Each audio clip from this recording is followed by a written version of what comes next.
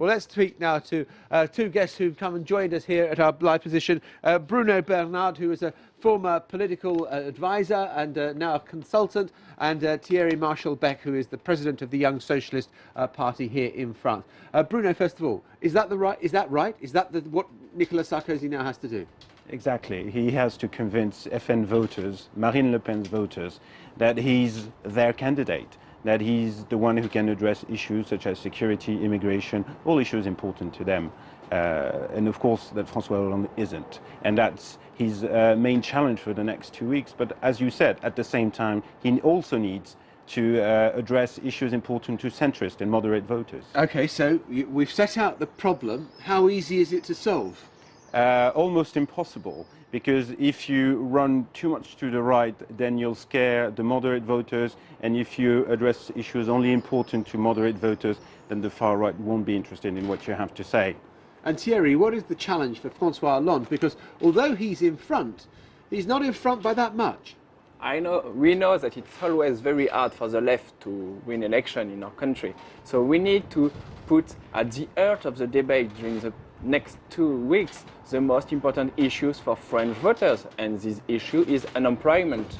And in order to change the situation, to fight against unemployment, we need to say directly to all French citizens that we are going to reform the European Union. We are going to change the treaty in favor of growth and in favor of jobs, and François Hollande asked the French citizens to have the mandate in order to do so, and that's our main message for the next 2 weeks. But how easy is that to do when you're going to have someone elected as president who's never held high office, who's never been even the most junior minister in a government?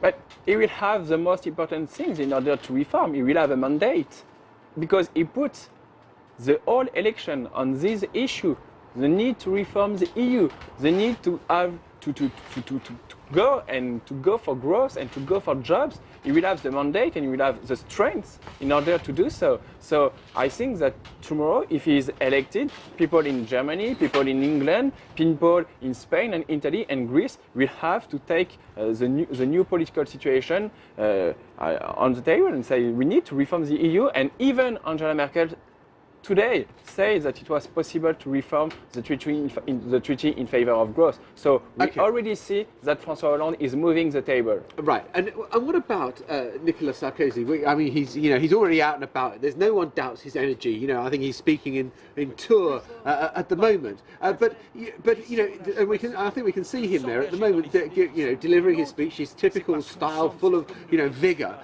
But he's got to defend a record. There are 1 million more people unemployed in France than there were. Yeah. And there are a lot of people who really don't like him in France.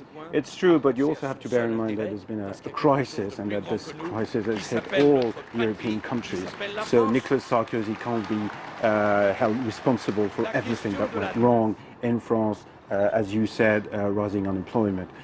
Or other issues. Of course, personality has played an important role, and it's true that some people in France are disaffected with Nicolas Sarkozy. But you don't sound very confident, I've got to say. Well, I'm no, you're not. Carefully optimistic, I would put it. Okay, we'll read that very carefully. Both of you, thank you very much indeed Thanks for being with us here.